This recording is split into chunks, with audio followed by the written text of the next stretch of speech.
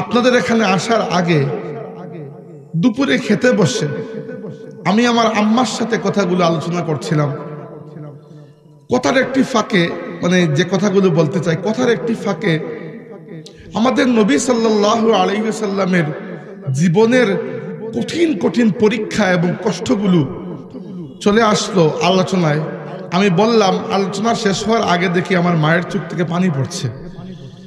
তো আমি চিন্তা করেছি আজকে, এমনিতে আমি একটি বিষয় নিয়ে কথা বলতে পছন্দ করি বা শেষ করতে চাই একটি বিষয় শুরু করার পরে। আজকে আমরা একটু কথা বলবো আমাদের নবী সাল্লাল্লাহু আলাইহি ওয়াসাল্লামের জীবন নিয়ে। আমরা মুসলমান হিসেবে দুনিয়াতে যখন আমাদের উপরে কোনো পরীক্ষা আসে আল্লাহর পক্ষ থেকে, আমরা খুবই বিধ্বস্ত হয়ে পড়ি, হতাশ হয়ে পড়ি। এবং আমরা অনেক সময় মানুষ ব্যক্তিগত পেরেশানি, ব্যক্তিগত দুঃখ কষ্টের কারণে আল্লাহর উপর থেকে মাঝে মধ্যে নাউজুবিল্লাহ বিশ্বাসও হারিয়ে ফেলে। অথচ আমরা এটি চিন্তা করি না যে আমাদেরকে এই দুনিয়াতে দেওয়ার পেছনে আল্লাহর মাকসুদ এটা নয় যে আমরা সুখে জীবন কাটিয়ে দেব, বরং এই দুনিয়াতে আল্লাহ আমাদেরকে যখন দিয়েছেন, দেওয়ার সময় আল্লাহ আমাদেরকে দেওয়ার উদ্দেশ্য বলে দিয়েছেন। বলেছেন, আল্লাযী খালাকাল মাউতা ওয়াল হায়াতা লিয়াবলুয়াকুম আইয়ুকুম আহসানু আমালা। আল্লাহ মৃত্যু এবং জীবনের এই খেলা এজন্যই তৈরি করেছেন যেন দেখতে পারেন এই সব কিছুর মধ্যে থেকেও তোমাদের মধ্যে কে ব্যক্তি নেক আমল করতে পারে। মানুষ মাঝে মধ্যে প্রশ্ন করে, বিশেষ করে যারা আল্লাহকে বিশ্বাস করে না, নাস্তিক হয়ে যায়, তাদের সবচেয়ে বড় দুটি প্রশ্ন। এর মধ্যে একটি প্রশ্ন হচ্ছে, যদি আল্লাহ থাকেন তাহলে দুনিয়াতে এত জুলুম, অবিচার, দুঃখ কষ্ট কেন? সহজ জবাব হচ্ছে, আপনি যদি একটি গাড়ি কিনে নিয়ে আসেন টয়োটা কোম্পানির, কয়েকদিন পরে আপনি গাড়িটিকে ভাঙছেন। আমি জিজ্ঞেস করলাম, গাড়িটিকে কেন ভাঙছেন? আপনি বললেন যে গাড়িটি আসমানে উড়ে না, এজন্য ভেঙে ফেলছি। স্বাভাবিকভাবেই আমার জবাব হবে যে আপনি যখন গাড়িটি কিনেছিলেন, টয়োটা কোম্পানি কি আপনাকে বলেছিল যে গাড়িটি আকাশে উড়বে? তাদের ম্যানিফেস্টোতে তো লেখা নাই আকাশে উড়বে। আপনি গাড়ি কিনেছেন মাটিতে চলার জন্য। ম্যানুফ্যাকচার যে করে, সে যে উদ্দেশ্যে এই প্রোডাক্ট বানিয়েছে, তাকে জিজ্ঞেস করুন সে কোন উদ্দেশ্যে বানিয়েছে। আল্লাহ রাব্বুল আলামিন এই দুনিয়ার জিন্দেগিকে আদল ইনসাফের মাপকাঠিতে তৈরি করেন নাই, আল্লাহ তৈরি করেছেন পরীক্ষার মাপকাঠিতে। আর আল্লাহর আদল এবং ইনসাফের মাপকাঠির জন্য আল্লাহ রাব্বুল আলামিন আখিরাত রেখে দিয়েছেন। এজন্য দুনিয়ার জীবনটা খুব সংক্ষিপ্ত, গড়পড়তা 62, 65, 70, 75 বছরের। আর আখিরাতের ব্যাপারে আল্লাহ বলেছেন, ওয়া ইন্নাদ দারাল আখিরাতা লাহিয়াল হায়াওয়ান, আসল জীবনই হচ্ছে আখিরাতের জীবন। তাহলে দুনিয়ার জীবনে যখন আমাদের উপর দুঃখ কষ্ট আসে, আমরা এটি ভেবে ক্লান্ত হওয়ার এবং আল্লাহর উপর বিশ্বাস হারানোর কোনো কারণ নাই যে আল্লাহ আমাদেরকে দুঃখ দিচ্ছেন, আমি কেন দুঃখ পাবো? যদি দুঃখ পাই তাইলে তো আল্লাহ নাই, বা এই ধরনের চিন্তা নাস্তিকরা যেগুলো করে। বরং আসল কথা হচ্ছে, আপনি আপনার নিজের মন থেকে চিন্তা না বানিয়ে আল্লাহকে জিজ্ঞেস করে নিন যে আল্লাহ কি জন্য এই দুনিয়ার জীবন বানিয়েছেন। আল্লাহ আপনাকে বলে দিচ্ছেন, লিয়াবলুয়াকুম, তোমাদেরকে পরীক্ষা করার জন্য। এবার পরীক্ষার হলেই যদি পরীক্ষার রেজাল্ট দিয়ে দেওয়া হয়, এটা পরীক্ষা হবে? হবে না। পরীক্ষা এজন্য নেওয়া হয় যেন দেখতে পাওয়া যায় কে ভালো আর কে খারাপ। আল্লাহ এই দুনিয়াকে বানিয়েছেন পরীক্ষার উদ্দেশ্যে। তাই আল্লাহ রাব্বুল আলামিন এই দুনিয়াকে পরীক্ষাগার আর আখিরাতকে ইয়াউমুদ্দিন বা জাযা এবং সাজার দিন বানিয়েছেন। এজন্য আমাদেরকে এটি ভাবা উচিত নয় যে আমাদের দুনিয়ার জীবনটা খুব সুখের মধ্যে কেটে যাবে, বরং আল্লাহ পরীক্ষা নেন। 2 নম্বর আরেকটি বিষয় মনে রাখবেন যে এই দুনিয়াতে প্রত্যেকটা মানুষ কোনো না কোনো পরীক্ষা দেয়, তবে পরীক্ষার প্রশ্ন সবার জন্য সেম নয়। পরীক্ষার প্রশ্ন সবার জন্য সেম নয়, পরীক্ষার প্রশ্ন আলাদা আলাদা। যেরকম দুনিয়াতেও যখন মানুষকে পরীক্ষা নেওয়া হয়, প্রত্যেক ক্লাসে তো সেম প্রশ্ন দেওয়া হয় না, আলাদা দেওয়া হয়। এভাবে দুনিয়াতে পরীক্ষা মূলত 2 ধরনের, হয় সবরের পরীক্ষা নইলে শুকরের পরীক্ষা। হয় সবরের নইলে শুকরের পরীক্ষা। সবরের পরীক্ষা হচ্ছে তাদের জন্য যারা দুনিয়াতে দুঃখ কষ্ট পায়, সুখ শান্তি তেমন নাই, দারিদ্রতা, অশান্তি, পেরেশানি, রোগ বালাই, আরো নানান কিছু, এদের জীবনটা হচ্ছে সবরের পরীক্ষা। বরং এটি একটু সহজ, কারণ এই পরীক্ষা আল্লাহ সারা জীবন নেন না, যে কয়েকদিন নেন। আপনি যদি আল্লাহর উপর বদ ধারণা না করে সবর করে থাকতে পারেন, সবর মানে এই নয় যে হাত পা আটিয়ে বসে থাকবেন। আপনি চেষ্টা করবেন অবস্থা উন্নতি করার, কিন্তু আল্লাহর প্রতি খারাপ ধারণা করবেন না।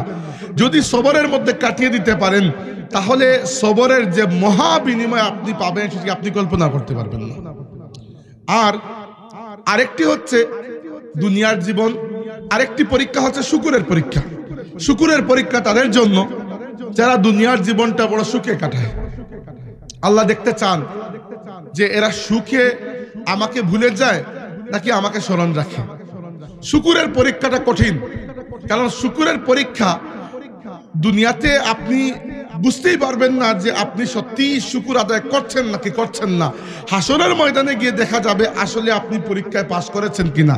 কারণ অনেক সময় দেখা যায় মানুষ যখন সাকসেসফুল হয়ে যায়, সফল হয়ে যায়, আর্থিক দিক থেকে হোক, অন্যান্য দিক থেকে হোক, তখন মানুষ মনে করতে চেষ্টা করে বা এটি চিন্তা করতে শুরু করে যে এটি আল্লাহর দয়ার দান নয়, মনে হয় এটি আমার যোগ্যতার ফলেই আমি পাচ্ছি। একজন মানুষ নতুন নতুন টাকা পয়সা আসছে, সে খুব আলহামদুলিল্লাহ সুবহানাল্লাহ পড়বে, নামাজও করবে, সবকিছু কয়েক বিলিয়ন ডলারের মালিক হওয়ার পরে পরে যে টাকাগুলো আসবে স্বাভাবিকভাবেই তার মনে হবে এটি তো আমার হাতের কামাই। একজন মানুষ খুব জনপ্রিয়, প্রথম দিকে যখন মানুষ তাকে চিনছে তখন সে ইস্তেগফার পড়বে, আল্লাহর কাছে তাওবা করবে এবং পানাহ চাইবে যে আল্লাহ আমাকে যেন ফিতনায় না পায়। যখন খুব বেশি পপুলার হয়ে যাবে, সারা দেশের মানুষ তাকে চিনে, তখন কিন্তু অহংকার আস্তে আস্তে বাড়তে থাকে, তাই না? শুকুর বড় কঠিন জিনিস। আল্লাহ আমাদেরকে এত এত নিয়ামত দিয়েছেন যার শুকুর কোনোদিনও আদায় করা সম্ভব নয়। কুরআন শরীফে আল্লাহ বলেছেন, ওয়া ইন তাউদ্দু নি'মাতাল্লাহি লা তুহসুহা, তোমরা যদি আল্লাহর নিয়ামতকে গণনা করতে যাও কখনোই নিয়ামতকে গণনা করে শেষ করতে পারবে না।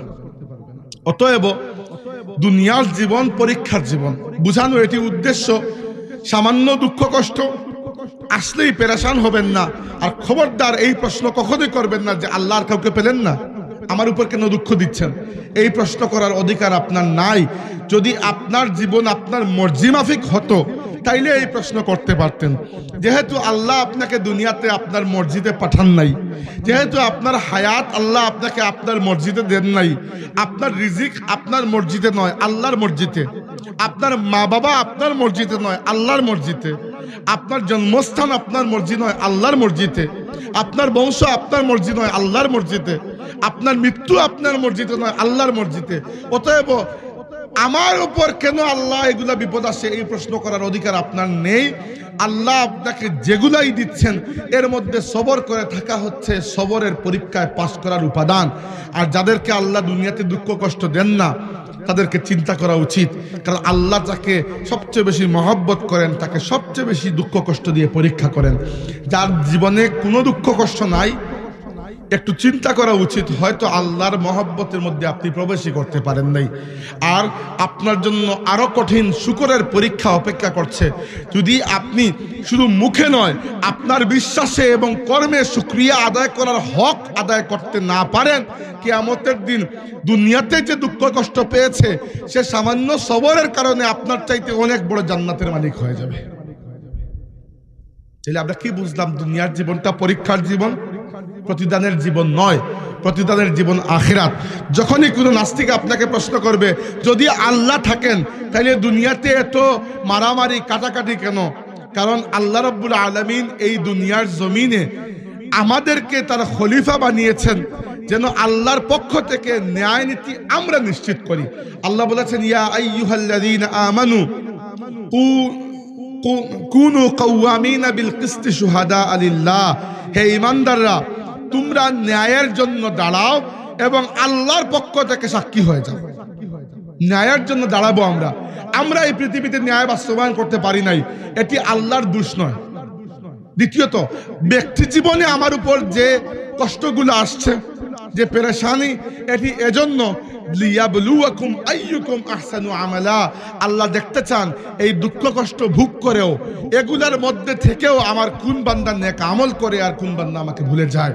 দুনিয়ার জীবনটা পরীক্ষার জীবন, দুনিয়ার জীবন প্রতিদানের জীবন নয়। প্রতিদানের জন্য আল্লাহ আখিরাত রেখেছেন।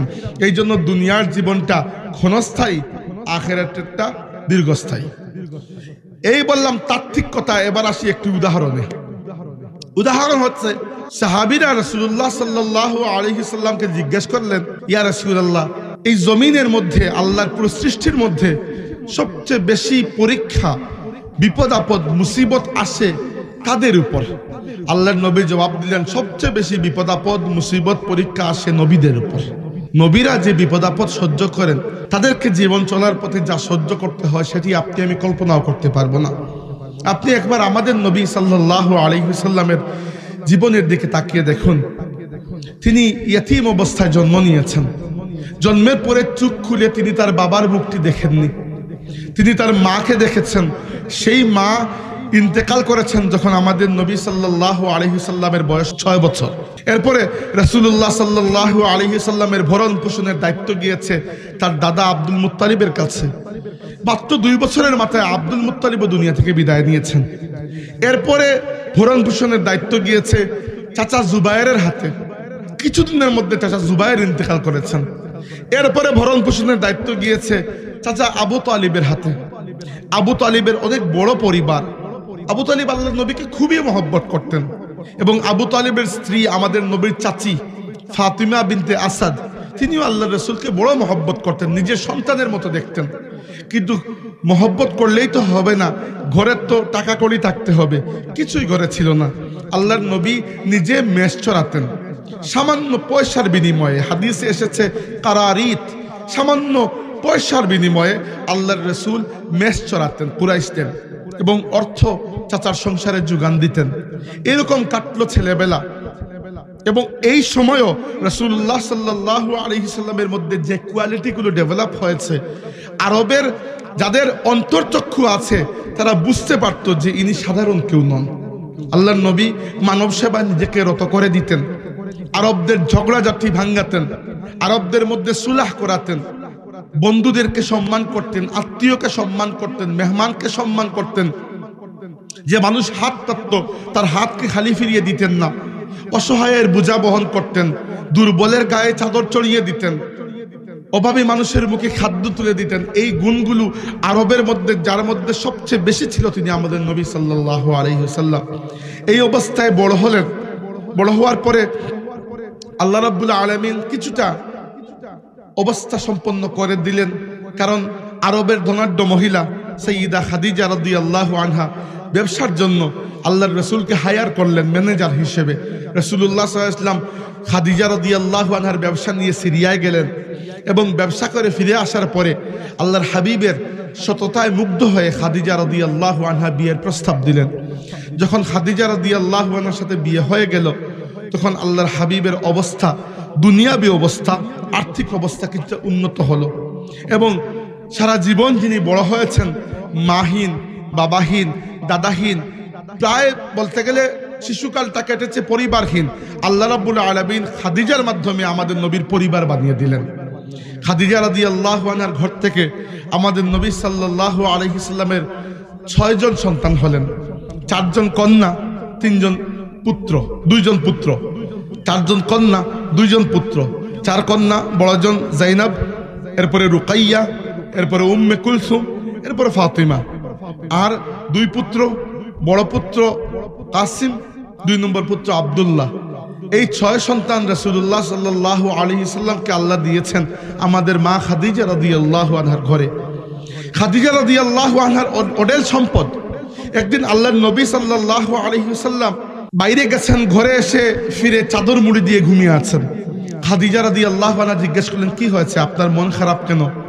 রাসূল সাল্লাল্লাহু আলাইহি সাল্লাম বললেন যে আমি একটু মক্কার বাইরে গিয়েছিলাম, দেখলাম একটা গোত্র বেদুইন কিছু মানুষ মক্কার বাইরে এসেছে।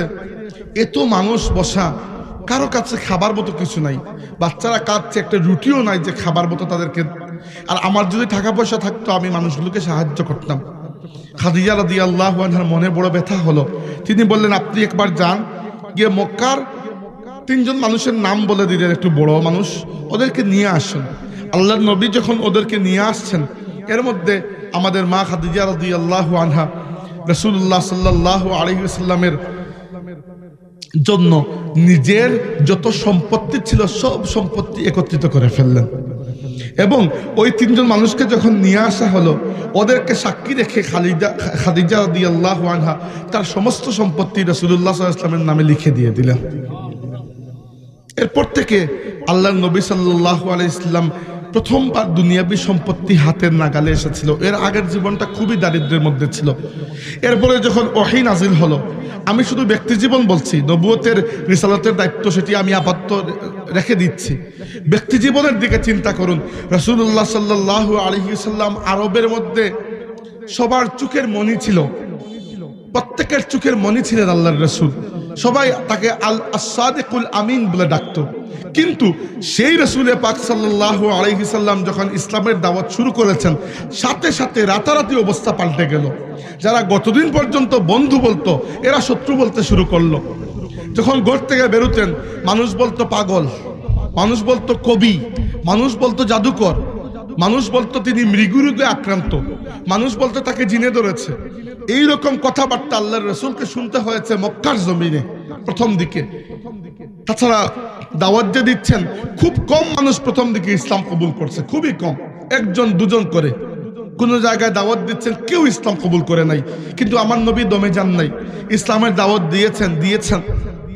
এরকম চলে যাচ্ছে সময়। এক সময় কাফিরদের পক্ষ থেকে শুধু মৌখিক নয়, বরং শারীরিক নির্যাতন বাড়তে থাকলো। বিশেষ করে দুর্বল সাহাবী যারা ছিলেন, এর উপরে তো অকাট্য জুলুম আল্লাহর নবী দেখেছেন। একদিন হেঁটে যাচ্ছেন, যাওয়ার সময় দেখলেন এক সাহাবী ইয়াসির রাদিয়াল্লাহু আনহু, তিনি কৃতদাস ছিলেন। তার স্ত্রী সুমাইয়া রাদিয়াল্লাহু আনহা, তিনিও কৃতদাসী ছিলেন। এবং তাদের পুত্র আম্মার ইবনে ইয়াসির রাদিয়াল্লাহু আনহু, উনাদেরকে তাদের মুনিব আবু জাহেল খুঁটির সাথে বেঁধে পিটাচ্ছে, কারণ তারা ইসলাম কবুল করেছেন। আল্লাহর নবী পাশ দিয়ে গেলেন, ওরা কাঁদছে, উম্মত কাঁদছে, নবীর মন কাঁদবে না? অথচ তিনি কিছুই করতে পারেন নাই, কারণ তার সেরকম তখন শক্তি ছিল না, সাথে মানুষই ছিল 3-4 জন মাত্র। আল্লাহর নবী তাকিয়ে দেখেছেন এবং বলেছেন, ইসবির আলা ইয়াসির ফা ইন্না মাউইদাকুমুল জান্নাহ, হে ইয়াসিরের পরিবার, সবর করো, তোমাদের জন্য আমি জান্নাতের ওয়াদা করে যাচ্ছি। এইরকম সাহাবীদের উপর জুলুম হয়েছে। আল্লাহর নবী কাবা শরীফের ছায়ায় বসে আছেন, সাহাবীরা এসেছেন, হাত ফাটা, মুখ ফাটা, কাফিররা পিটিয়েছে। এসে জিজ্ঞেস করেছেন, ইলা মাতা ইয়া রাসূলুল্লাহ, ইয়া রাসূলুল্লাহ, এগুলা আর কিভাবে, কতদিন চলবে?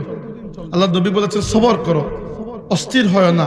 তোমাদের আগেও এরকম জাতি ছিল যারা শুধুমাত্র ইসলাম কবুল করার কারণে তাদেরকে অর্ধেক মাটির মধ্যে পুঁতে ফেলে করাত দিয়ে জ্যান্ত কেটে 2 টুকরো করা হয়েছে। লোহার চিরুনি আগুনে গরম করে সেটি দিয়ে শরীরের গোশত টেনে টেনে ছিঁড়া হয়েছে। শুধু ইমানের জন্য এরকম কষ্ট সহ্য করতে হয়েছে আগের বিভিন্ন নবীর উম্মতকে।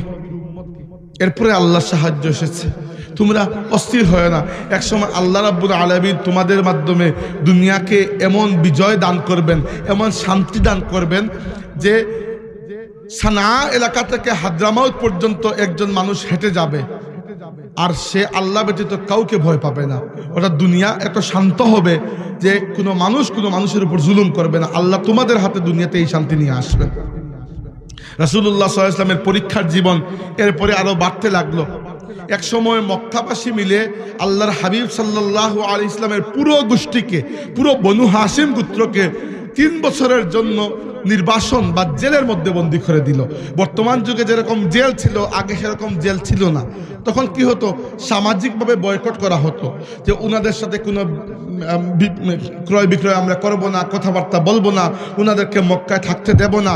আল্লাহর নবী সাল্লাল্লাহু আলাইহি ওয়াসাল্লামের সাথে তার পুরো পরিবার এবং আত্মীয় স্বজন 3 বছর পর্যন্ত মক্কার বাইরে একটি পাহাড়ের উপত্যকায় জীবন কাটিয়েছেন। 3 বছর।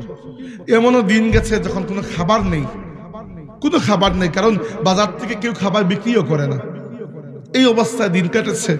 এরপরে যখন এসেছেন ফিরে, আমাদের মা খাদিজা রাদিয়াল্লাহু আনহা ইন্তেকাল করেছেন। আস্তে আস্তে আপনারা মাঝে মধ্যে আমরা আমাদের প্রিয়জনকে হারিয়ে ফেলি, এই ব্যথা সহ্য করার মতো নয়, তাই না? আমাদের নবী সাল্লাল্লাহু আলাইহি সাল্লামকে আল্লাহ 7 জন সন্তান দিয়েছিলেন, 7 জন। এর মধ্যে 6 জন সন্তান আল্লাহর নবী নিজের হাতে কবরে রেখেছেন। ওরা 6 জন সন্তান আল্লাহর নবী দুনিয়াতে থাকাকালীন ইন্তেকাল করেছেন। 6 জন সন্তান, একমাত্র ফাতিমা রাদিয়াল্লাহু আনহা রাসূলুল্লাহর ইন্তেকালের পরে ইন্তেকাল করেছেন। বাকি 7 সন্তানের মধ্যে 6 জন আল্লাহর নবী দুনিয়াতে থাকতে ইন্তেকাল করেছেন। আপনার জীবনে কি দুঃখ? এর থেকে বেশি দুঃখ তো আল্লাহর নবীকে পোহাতে হয়েছে। এরপরে মক্কার মানুষ আবু তালিবের ইন্তেকালের পরে, চাচা আবু তালিব যতদিন ছিলেন ততদিন পর্যন্ত কেউ সরাসরি আক্রমণের সাহস পায় নাই। শারীরিকভাবে দুর্বল সাহাবীদের উপর আঘাত করেছে, কিন্তু আল্লাহর নবীর উপর সরাসরি কথা বলার সাহস, কথা বলতো কিন্তু আঘাত করার সাহস পায় নাই। যখন আবু তালিব ইন্তেকাল করেছেন তো আল্লাহর নবী সাল্লাল্লাহু আলাইহি সাল্লাম আরো একা হয়ে গেছেন, কারণ আল্লাহর রাসূলের 2 জন বড় সাপোর্টার ছিলেন। ঘরের ভেতর আমাদের মা খাদিজা রাদিয়াল্লাহু আনহা, আর ঘরের বাইরে আল্লাহর নবীর চাচা আবু তালিব। ঘরে বাইরে এই 2 জন ছিলেন মূল শেল্টার। খাদিজা এবং আবু তালিব 2 জনই মাত্র 1 মাসের ব্যবধানে ইন্তেকাল করলেন। আল্লাহর নবী আরো একা হয়ে গেলেন। এরপরে শুরু হলো মক্কার জমিনে নির্যাতন। সেজদায় গিয়েছেন উকবা ইবনে আবু মুঈত, এক কাফির, সে উটের পচা নাড়ি বুড়ি এনে উপরে চাপিয়ে দিয়েছে। তার মেয়েরা এসে কোনো মতে সেগুলো সরিয়ে বাবাকে উদ্ধার করেছেন। নামাজে দাঁড়িয়েছেন, আবু জাহেল পেছন থেকে কাপড় গলার মধ্যে পেঁচিয়ে ধরেছে, ফাঁস লাগিয়ে হত্যা করবে বলে। আরো এরকম নির্যাতন। হেঁটে যাচ্ছেন, আরেকজন উমাইয়া ইবনে খালাফ মুখের মধ্যে থুতু দিয়ে দিয়েছে, আল্লাহর রাসূলের মুখের মধ্যে থুতু দিয়েছে। এইরকম অবস্থায় মক্কার জীবনের শেষ দিকটা 13 বছর মক্কা শরীফে দাওয়াত দিয়েছেন, 13 বছর। অথচ 13 বছরে মক্কার কুল আবাদির সংখ্যা ধরেন 10 থেকে 15,000 তৎকালীন সময়। অথচ ইসলাম কবুল করেছে মাত্র 128 থেকে 30 জন মানুষ। আপনার কি মনে হয় আল্লাহর নবী কি নাউজুবিল্লাহ বক্তা হিসাবে কমজোর ছিলেন? কিন্তু সেই স্তব্ধ সমাজে, কুফরির মধ্যে ডুবা সেই সমাজে এই 130 জন মানুষ বের করে আনতে আল্লাহর নবীর 13 বছর লেগে গিয়েছে। আর পরবর্তী 8-9 বছরে ইসলাম এভাবে ছড়িয়েছে যে আল্লাহর নবী যখন দুনিয়া থেকে বিদায় নিয়েছেন তখন প্রায় 1.25 লক্ষ সাহাবী দুনিয়াতে রেখে গিয়েছিলেন। আর উনি দুনিয়া থেকে বিদায় নেওয়ার 17 বছরের মধ্যে মুসলমানরা 3টি মহাদেশে ইসলামের বিজয় পতাকা উড়িয়ে দিয়েছেন।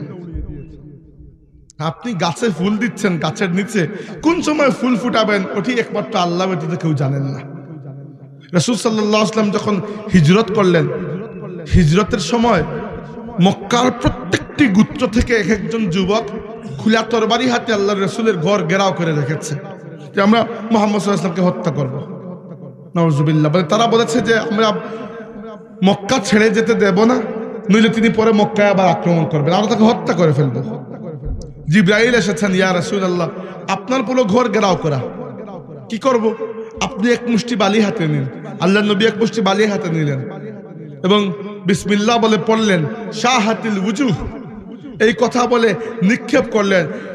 চতুর্দিকে যত কাফির ছিল সবার চোখের মধ্যে বালি প্রবেশ করলো। ওরা চুপ কচলাচ্ছে, আল্লাহর নবী নিচ দিয়ে বেরিয়ে গেলেন, তারা দেখতেও পেল না।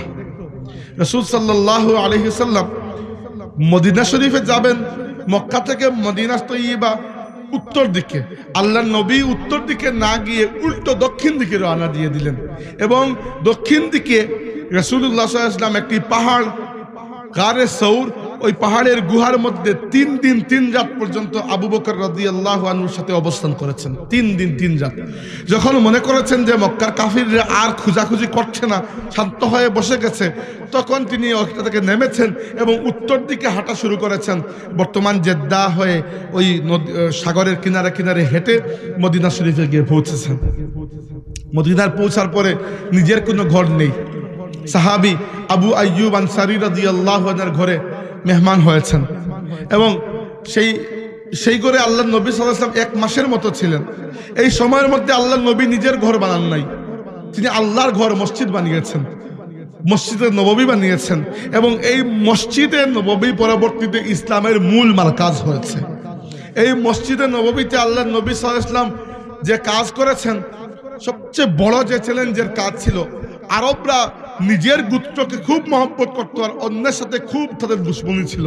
এইরকম আরবদের সংস্কৃতি ছিল, এইরকম সবসময় এই গোত্রের সাথে এই গোত্রের ঝগড়া, এই গোত্রের সাথে ওই গোত্রের ঝগড়া।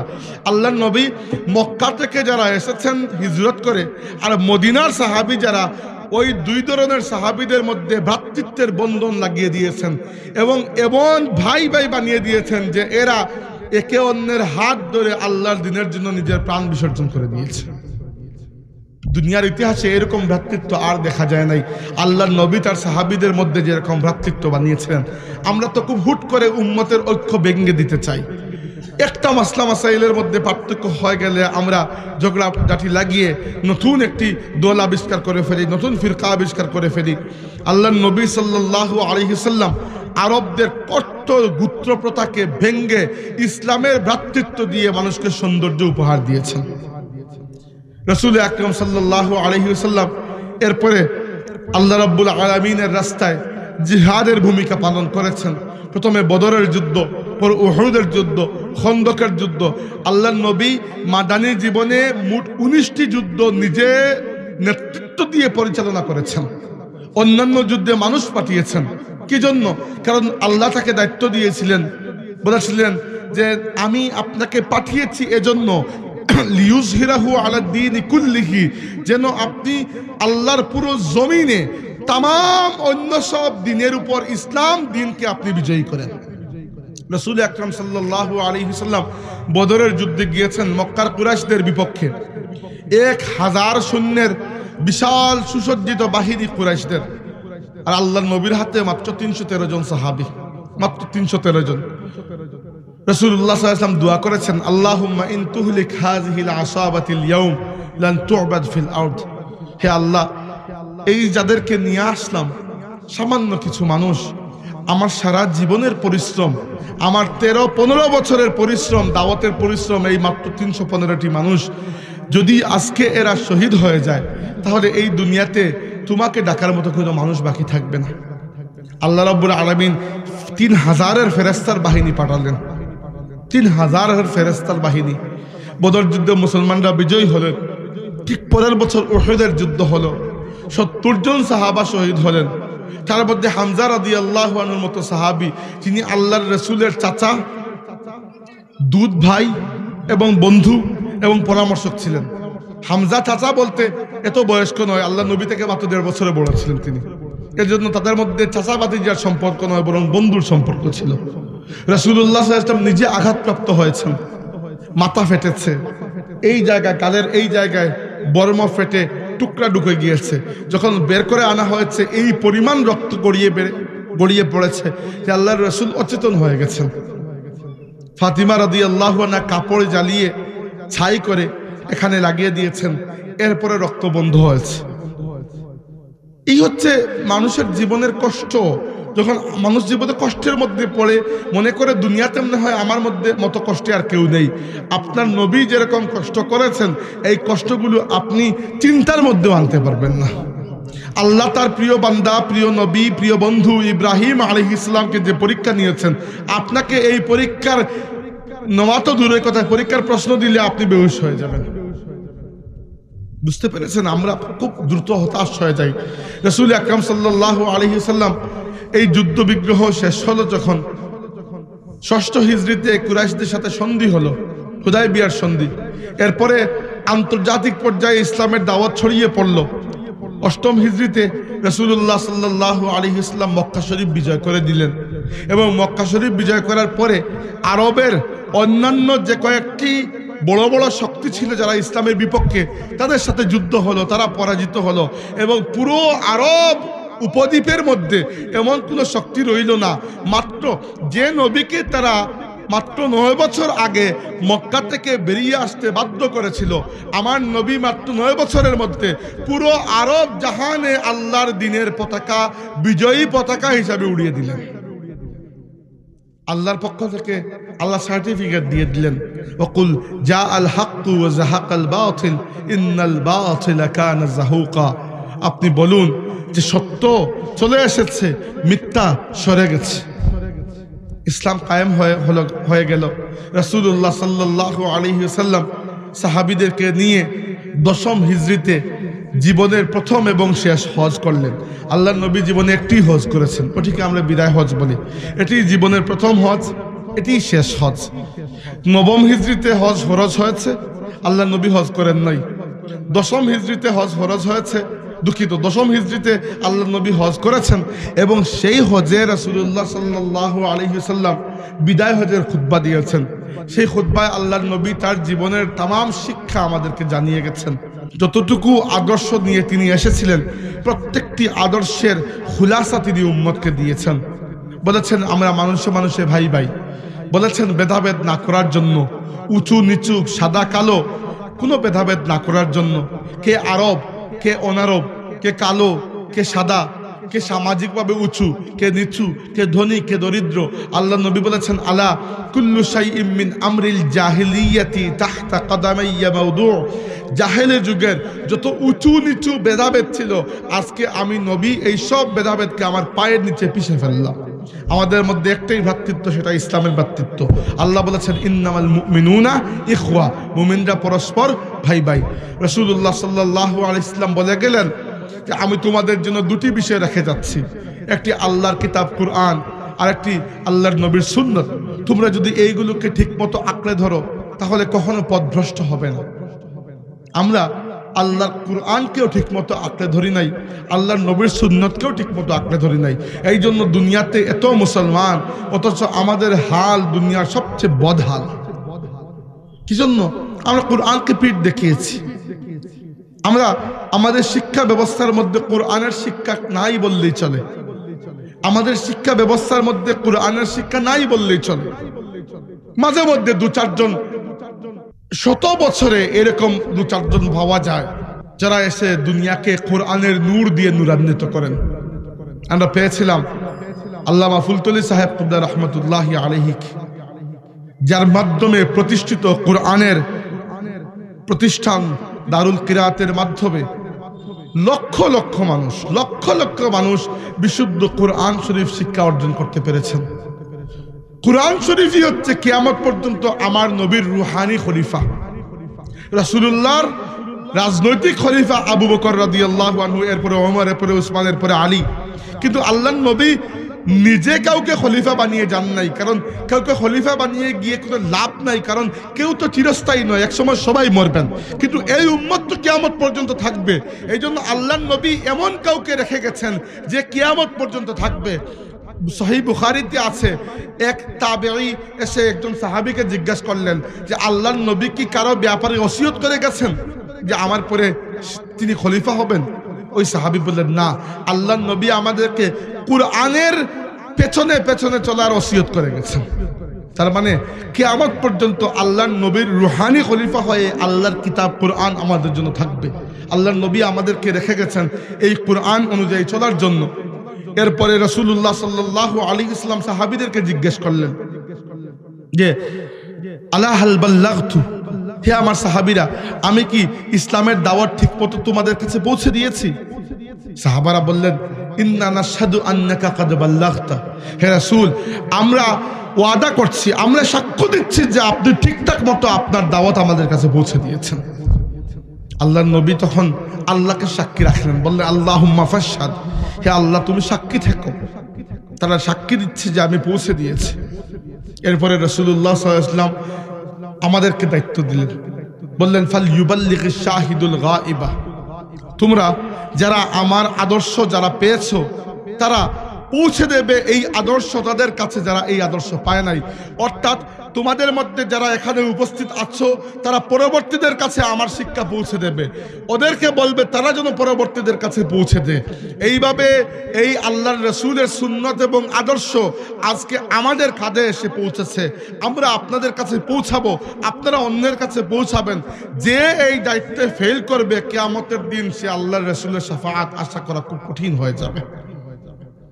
এরপরে রাসূলুল্লাহ সাল্লাল্লাহু আলাইহি ওয়াসাল্লাম ফিরে আসলেন, কিছুদিন পরে সফর মাসে অসুস্থ হয়ে গেলেন। 11 হিজরির সফর মাসে অসুস্থতা শুরু হলো, কয়েকটা অসুস্থতা। সবচেয়ে কঠিন ছিল 7ম হিজরিতে খয়বরের যুদ্ধের পরে আল্লাহর নবী সাল্লাল্লাহু আলাইহি ওয়াসাল্লামকে বিষ প্রয়োগ করা হয়েছিল, খাবারের সাথে বিষ মেশানো হয়েছিল। রাসূলুল্লাহ সাল্লাল্লাহু আলাইহি ওয়াসাল্লাম ওই বিষ মিশ্রিত খাবার জিহ্বা মুবারকে টাচ করেছিলেন।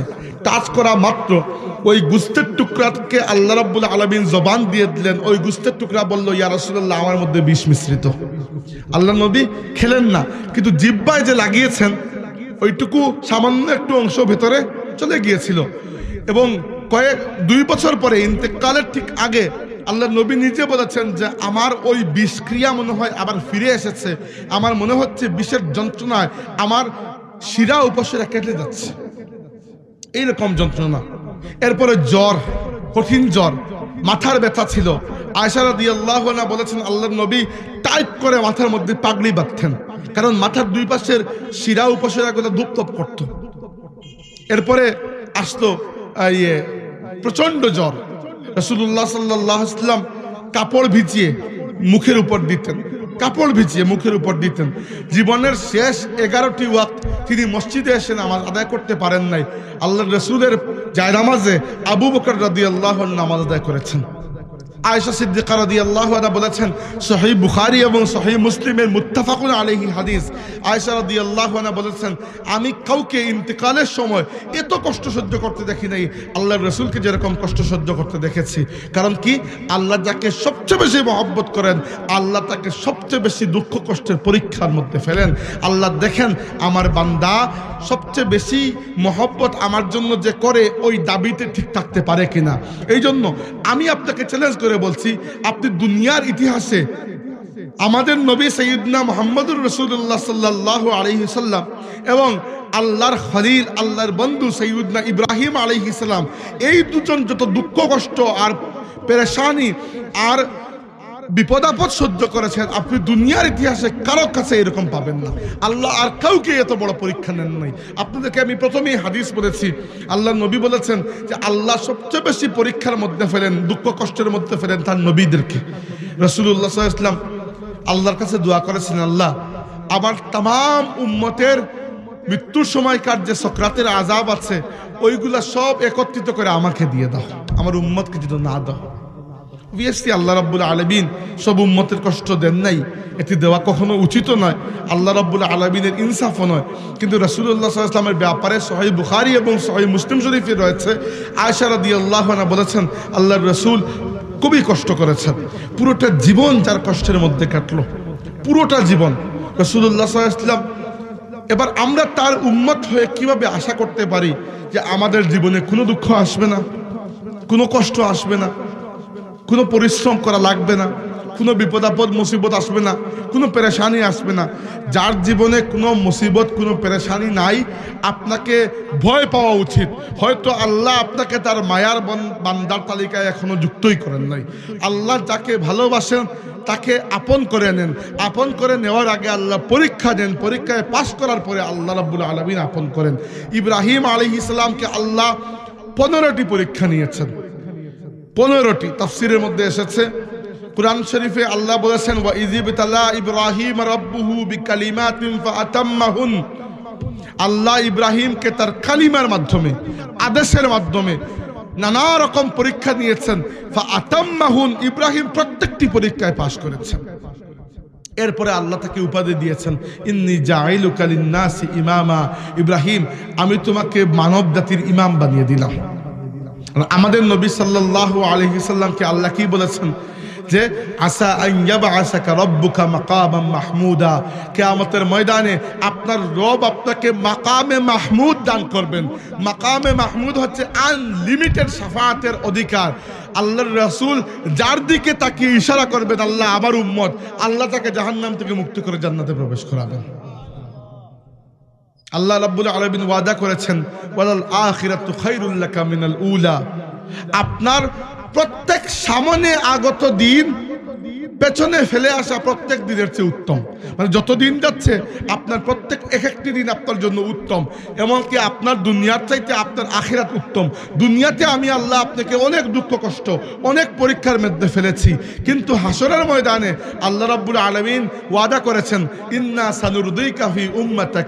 ইয়া রাসূলুল্লাহ, আপনাকে তো প্রশ্নই উঠে না এটা বলার, আপনার জন্যই জান্নাত, কিন্তু আপনার উম্মতকে আমি এত দেব যে আপনার উম্মতের প্রাপ্তি দেখে আপনি সন্তুষ্ট হয়ে যাবেন। আপনার উম্মতের ব্যাপারে আমি আল্লাহ আপনাকে খুশি করে দেব।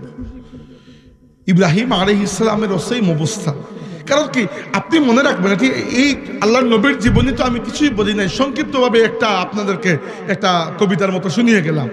জীবনী অনেক কিছু বাকি রয়ে গেছে। আমি শুধু ফোকাস করেছি পরীক্ষার উপর, মুসিবতের উপর, দুঃখ কষ্ট, বিপদ আপদের উপর। কি জন্য? আমরা যেন বুঝতে পারি যে আমাদের জীবনটা ফুলের বিছানায় কাটানোর জন্য আল্লাহ দেন নাই। আমি অবাক হই যে আল্লাহ রাব্বুল আলামিন এই উম্মতকে, পুরো উম্মতকে উদ্দেশ্য করে বলেছেন, ওয়াকাযালিকা জাআলনাকুম উম্মাতান ওয়াসাতাল লিতাকুনু শুহাদা আলান নাস। তোমাদেরকে আমি মধ্যমপন্থী উম্মত বানিয়েছি এবং তোমরা কিয়ামতের দিন तमाम মানব জাতির উপর সাক্ষী হবে। ওয়ায়াকুনার রাসূলু আলাইকুম শাহীদা, আর রাসূল হবেন তোমাদের উপর সাক্ষী। আর এক আয়াতে আল্লাহ বলেছেন, কুনতুম খায়রা উম্মাতিন, তোমরা সর্বশ্রেষ্ঠ উম্মত। তা'মুরুনা বিল মা'রুফ, তোমাদের দায়িত্ব হচ্ছে মানুষকে কল্যাণের দিকে ডাকা। ও তানহাউনা আনিল মুনকার, অকল্যাণের কাজ থেকে বিরত রাখা। ও তুমিনুনা বিল্লাহ, আল্লাহর উপর ঈমান আনা। পুরো উম্মতকে দায়িত্ব দিয়েছেন আল্লাহর নবী। পুরো উম্মতকে বলেছেন, ফালইউবাল্লিগিশ শাহিদুল গায়বা, তোমরা আমার আদর্শ বাকিদের কাছে পৌঁছে দিও। অথচ আমি মাঝে মধ্যে সিরিয়াসলি অবাক হয়ে যাই যে আমাদের সাধারণ মুসলমান ভাইয়েরা ইসলামকে শুধুমাত্র হুজুরদের ব্যাপার মনে করেন, এবং এটি আমাদের জন্য বড় ক্ষতির একটি কারণ। আমরা মনে করি ইসলামের উপর কোনো আঘাত আসলে হুজুররা সামলাবেন, ইসলামের জন্য কোনো মুসিবত আসলে ওটা মোল্লা মৌলবীদের বিষয়। এরকম যদি করেন আপনারা, তাহলে আমি আশঙ্কা করছি কিয়ামতের দিন হয়তো আটকে যাবেন আপনারা। আপনার আর কিছু না হোক, সারা দুনিয়াকে আপনার বুঝানো লাগবে না। আপনি যদি আপনার ঘরে ইসলাম প্রতিষ্ঠা করতে না পারেন, তাহলে কি করলেন? আর আপনি যদি আপনার ঘরে ইসলামের দাঁড়ি হতে না পারেন, তাহলে আপনি ফেল হয়ে গেলেন। আল্লাহ আপনাকে উদ্দেশ্য করে বলেছেন, ইয়া আইয়ুহাল্লাযীনা আমানু কু আনফুসাকুম ওয়া আহলিকুম নারা, হে ঈমানদাররা, তোমরা তোমাদের নিজেদেরকে জাহান্নামের আগুন থেকে বাঁচাও, তোমাদের পরিবারকেও বাঁচাও। আপনার পরিবার যদি জাহান্নামী হয়ে যায়, এখানে কোনো মোল্লা মৌলবী আর হুজুরের দোষ নয়, আপনার দোষ। বর্তমানে ইসলামের উপর নানামুখী আঘাত আসছে। একটু এইগুলা সম্পর্কে সচেতন হন, আপনার পরিবারকে সচেতন করুন, আপনার ঘরে নামাজ কায়েম করুন, আপনার বাচ্চা কার সাথে চলে, কিভাবে চলে, স্কুল মাদ্রাসায় গিয়ে কি শিখে, ঠিকমতো আল্লাহর উপর ঈমান নিয়ে বড় হচ্ছে কিনা, সহিহ আকীদার উপর আছে কিনা, ঠিক পথে আছে কিনা, আপনি নামাজ পড়ছেন কিনা, সম্পদের যাকাত দিচ্ছেন কিনা, টাকা পয়সার মধ্যে সুদ ঢুকলো কিনা, চাকরিতে ঘুষ নেন কিনা, এইগুলো যদি আপনি না দেখেন, তাহলে এই সামান্য জীবনটা আপনি হয়তো সামান্য সুখে কাটিয়ে দেবেন না। আপনি সবরের পরীক্ষায় পাস করলেন, না শুকরের পরীক্ষায় পাস করলেন। আমাদের গ্রাম অঞ্চলে সুদের হার বাড়তেছে ধীরে ধীরে। এর চাইতে নিকৃষ্ট জিনিস আল্লাহর জমিনে আর কিছু হতে পারে না। এর চাইতে নিকৃষ্ট জিনিস ইসলামে সবচেয়ে নিকৃষ্ট কাজ হচ্ছে শিরক, আল্লাহর সাথে শরীক করা। আর এটা আকীদার ক্ষেত্রে, মানে আপনি যদি আল্লাহ ছাড়া অন্য কাউকে বা আল্লাহর সাথে অন্য কাউকে মাবুদ বিশ্বাস করেন। এরপরে 2 নম্বর নিকৃষ্ট বিষয় হচ্ছে সুদ। সুদের চাইতে নিকৃষ্ট কোনো বিষয় ইসলামে আর নাই, এর থেকে বড় কোনো গুনাহ নাই। আল্লাহ বলেছেন, ফা ইল্লাম তাফআলু ফাযানু বিহারবিম মিনাল্লাহি ওয়া রাসূলিহি, যদি সুদ না ছাড়ো তাহলে আল্লাহ এবং রাসূলের সাথে যুদ্ধ করার জন্য প্রস্তুত হয়ে যাও। করেন আল্লাহর সাথে যুদ্ধ। আল্লাহর রহমত তো দূরের কথা, আপনাকে আল্লাহ তার বিপক্ষে যুদ্ধে দাঁড় করাবেন, রাসূলের বিরুদ্ধে আপনাকে যুদ্ধে দাঁড় করাবেন। আল্লাহ নবী বলেছেন লানাল্লাহুর রিবা ওয়া আকিলাহু ওয়া মুকিলাহু ওয়া কাতিবাহু ওয়া শাহিদাইহি, আল্লাহ লানত করেছেন সুদখোরের উপর, যে সুদ দেয় তার উপর, যে সুদ নেয় তার উপর, যে সুদের দলিল লেখে তার উপর, যে সুদ দলিল লেখার সময় সাক্ষী থাকে তার উপর। এবং মনে রাখবেন, যার উপর আল্লাহ লানত করেন আর যার উপর আল্লাহ আযাব দেন, এই দুজন বরাবর নয়। যার উপর আল্লাহ আযাব দেন তাকে পরে মাফ করে দেন, কিন্তু যার উপর আল্লাহ লানত করেন তার জন্য জান্নাত চিরস্থায়ী হারাম হয়ে যায়। আল্লাহ রাসূল বলেছেন আর রিবা সাবউনা হুবা আইসারুহা আন ইয়ানকাহা রাজুলু উম্মাহু, সুদের 70টি গুনাহ রয়েছে। একবার যদি আপনি সুদের লেনদেন করেন আপনার 70টি গুনাহ হবে। তার মধ্যে সবচেয়ে কম গুনাহ হচ্ছে নিজের মায়ের সাথে বদকারি করার নামান্তর। যাদের এই অভ্যাস আছে ছেড়ে দিন, আল্লাহর ওয়াস্তে ছেড়ে দিন, আল্লাহর ওয়াস্তে। এর থেকে নিকৃষ্ট জিনিস আল্লাহর কাছে আর কিছুই হতে পারে না। না মদ, না জিনা, আর কোনো কিছু এর নিকটে আসতে পারবে না। যারা চাকরি বাকরিতে আছেন, দয়া করে চাকরি বাকরিতে অতিরিক্ত উপঢৌকন নেওয়া, এটি যে চাকরিতে আপনার যতটুকু প্রাপ্য চুক্তির মধ্যে আছে এর বেশি নেওয়া, সেটি ঘুষ। আল্লাহর রাসূল বলেছেন আর রাশি ওয়াল মুরতাশি কিলাহুমা ফিন্নার, ঘুষ দাতা এবং ঘুষ গ্রহীতা উভয়ই জাহান্নামে যাবে। যারা ব্যবসায়ী, মনে রাখবেন ব্যবসা আর কালোবাজারি দুইটার মধ্যে পার্থক্য আছে। কৃত্রিম মজুদদারি, আল্লাহ লানত করেছেন কৃত্রিম মজুদদারির উপর। বাজারের মধ্যে উদাহরণস্বরূপ চাল আছে, আপনাদের বাজারে হয়তো সব মিলিয়ে 5 জন চালের ব্যবসায়ী, আর বাজারের মধ্যে 200 কেজির মতো চাল আছে। এবার আপনি কি করলেন, একজন ব্যবসায়ী বাজারে ইচ্ছাকৃতভাবে সংকট তৈরি করার জন্য ওই চালগুলো সব নিজে লুকিয়ে মজুদ করে রাখলেন, হয়তো কিনে অথবা যে কোনো কারণে, এবং উড়িয়ে দিলেন যে চাল নাই, চাল নাই। যেই মাত্র চাল নাই এর খবর আসবে, চালের দাম কোন জায়গায় যাবে চিন্তা করতেছেন। আল্লাহর রাসূল লানত করেছেন, বলেছেন আত-তাজিরু মারজুকুন ওয়াল মুহতাকিরু মালউনুন, ব্যবসায়ী আল্লাহর পক্ষ থেকে রিজিক প্রাপ্ত, ব্যবসায়ীকে আল্লাহ মহব্বত করেন। আর কালোবাজারি মজুদদার যারা, এই মজুদদাররা মালাউন, এদের উপর আল্লাহর লানত পড়ে গেছে অলরেডি। এরপরে ব্যবসার ক্ষেত্রে প্রতারণা করা প্রায়ই দেখা যায়। এগুলা আমাদের সমাজকে নষ্ট করছে। এই হারাম খাদ্যগুলো আপনার পুরো বংশকে নষ্ট করে দেবে, খেয়াল রাখবেন এটা। আল্লাহর রাসূল বলেছেন মান গাশশানা ফালাইসা মিন্না, যে ব্যক্তি ব্যবসা বাণিজ্যে প্রতারণা করে সে আমার উম্মতি নয়। আপনি আপেল বিক্রি করছেন, উপরের 2টা লেয়ার ভালো, নিচের লেয়ারগুলো খারাপ, আপনি খারাপ দেখাচ্ছেনই না। এগুলা করে আপনি দুনিয়াতেও ফায়দা পাবেন না। বিশ্বাস করেন, আপনাদের চাইতে অনেক বেশি দুনিয়া ঘুরেছি আমি, যদি আপনাদের অনেকের চাইতে বয়স আমার কম, অন্তত পক্ষে 10-15টি 16টির মতো দেশ আমি সফর করেছি এই বয়সে। বাংলাদেশে অনেক জায়গায় গিয়েছি যে জায়গার নামই আপনারা জানেন না। আমি এত মানুষের সাথে মিশেছি ওয়াজ করার জন্য, ওয়াজের কল্যাণে, যাদের সাথে আপনার জীবন দেখাও হয় নাই। আমি দেখে বলছি, যারা এইগুলা করে টাকা কামান, শেষ বয়সে এমন একটা খারাপ রোগ হয়, ডাক্তার একটা লায় সব বের করে নিয়ে যায়, অথবা সন্তানটা আতুর হয়, অথবা মেয়েটার বিয়ে ভেঙে যায়, অথবা এই টাইপের কিছু একটা হয়। আল্লাহ না করুক, আমি চাই না এরকম কারো হোক, কিন্তু হয়। মানুষকে ঠকিয়ে প্রতারণা করে জুলুম করে টাকা কামাবেন, কসম খুদার এই টাকা কখনোই আপনার হাতে থাকবে না। এগুলো করবেন না। হালাল পথে উপার্জন করুন, হালাল পথে উপার্জন করে খুব সুন্দর করে খেয়ে পরে বাঁচা যায়। সাহাবীদের মধ্যে সবাই যে দরিদ্র ছিলেন এমন নয়, কোটিপতিও ছিলেন, হালাল পথে অর্জন করেছেন। হালাল পথে অর্জন করুন, যাকাত দিন, বুক ফুলিয়ে হাঁটুন, মানুষের কাছে হাত কেন পাতবেন। আপনাকে আমি মোটেও বলছি না গরিব থাকবেন, অবশ্যই গরিব থাকবেন না। আপনি হালাল পথে উপার্জন করুন এবং চেষ্টা করুন যে নিজে কিছু উৎপাদন করতে। খালি মানুষের চাকরি করা এটি ইসলামে খুবই অপছন্দ।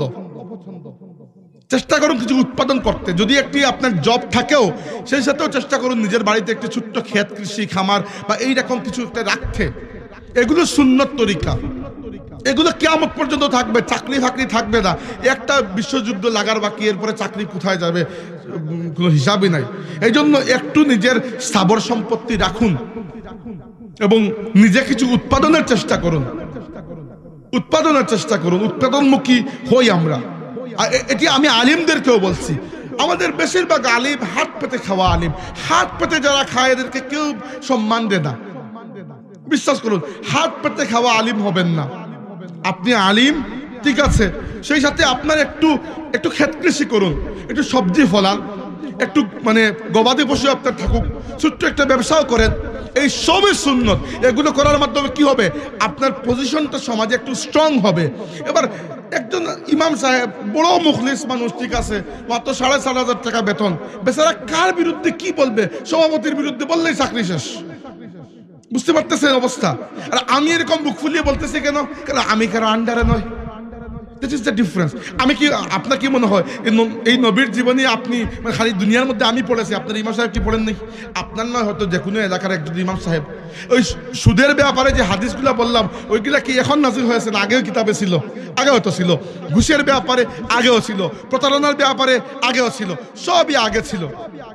কিন্তু বলতে পারেন না, কিভাবে বলবে? বেচারা কারো দোষ নাই। আমি বলছি না দোষ, পুরো সিস্টেমটাই নষ্ট হয়ে গেছে। আমি বলছি না ইমাম সাহেবের দোষ। ইমাম সাহেবের বেচারা বেতন মাত্র 7,500 টাকা। এটা কোনো টাকা হলো? এটা কোনো বেতন হলো আপনাদের? বলুন, ইমাম সাহেবদেরকে এরকম অবস্থায় রাখবেন না দয়া করে। এরকম হলে উনার মুখ থেকে কিছু বেরই হবে না। আপনারা চেষ্টা করুন মসজিদ ভিত্তিক সমাজ করতে। মুসলিম সমাজের কেন্দ্রস্থল হচ্ছে মসজিদ। সেই মসজিদে মক্তব থাকবে। মক্তবের চাইতে জরুরি প্রতিষ্ঠান দুনিয়াতে আর কিছুই নাই। সেই মসজিদে দারুল কিরাত থাকবে, কুরআন শরীফ শুদ্ধভাবে পড়ার জন্য। সেই মসজিদে সপ্তাহে না হোক 2 সপ্তাহে একদিন বয়স্কদের জন্য নামাজ শিক্ষা, কোরআন শিক্ষার ব্যবস্থা রাখবেন। এর জন্য ইমাম সাহেবকে আলাদা যদি 500 টাকা দিয়ে দেন, আপনি মরে যাবেন না।